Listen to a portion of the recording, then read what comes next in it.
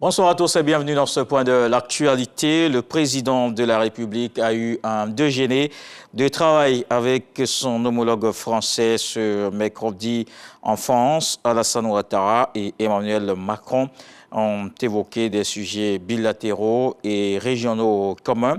Les deux chefs d'État se sont réjouis du partenariat solide et de la convergence de vues sur les différentes questions abordées au cours de ce déjeuner de travail en France.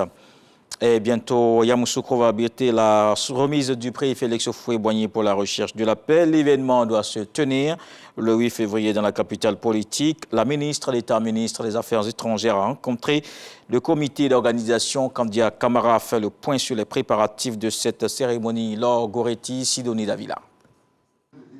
La Côte d'Ivoire prépare la cérémonie de remise du prix Félix Houphouët-Boigny, UNESCO pour la recherche de la paix. L'événement se tiendra le 8 février prochain à la Fondation Félix Houphouët-Boigny de Yamoussoukro.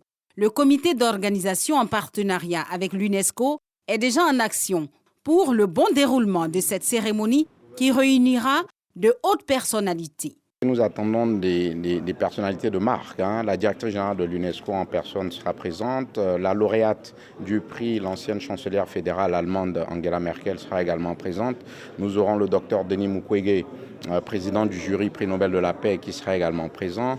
Donc nous aurons un certain nombre de membres du jury qui seront présents, certains chefs d'État, en l'occurrence le président de la République du Sénégal, son Excellence Macky Sall, qui sera présent. Nous attendons du beau monde pour honorer l'œuvre de paix de la chancelière.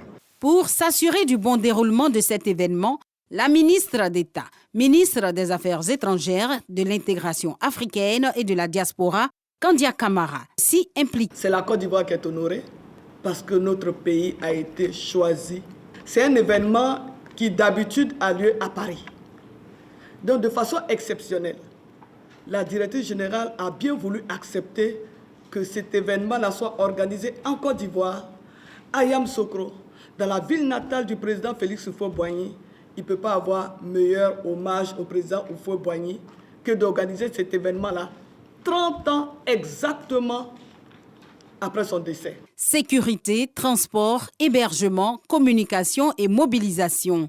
Pour Kandia Camara, rien ne doit être négligé quand il s'agit de promouvoir davantage le label Ivoire. C'est un défi pour nous, comité d'organisation. C'est un challenge pour tous les Ivoiriens parce que nous devons montrer que nous sommes heureux et fiers d'abriter cet événement ici, sur notre sol. Nous devons aussi démontrer notre capacité d'organiser les grands événements. La Côte d'Ivoire accueille pour la deuxième fois le prix Félix Houphouët-Boigny pour la recherche de la paix. Il a été créé en 1989. Le ministre de la Promotion de la jeunesse, de l'insertion professionnelle et du service civique a procédé au lancement officiel de Startup Boost Capital, une initiative de financement de projets pour les jeunes du pays. 1 milliard de francs CFA mobilisés pour réussir ce programme. Une signature de convention entre deux entités pour la mise en œuvre. L'Agence Emploi Jeunes, CI20 et FINEL, des partenaires engagés à soutenir cette idée du gouvernement. Dans le reste de l'actualité, les troupes françaises sur le départ au Burkina Faso. Paris a annoncé ce mercredi le retrait de ses 400 forces spéciales stationnées à Ouagadougou. Le retrait se fera dans un délai d'1 mois, conformément à la demande des autorités burkinabées.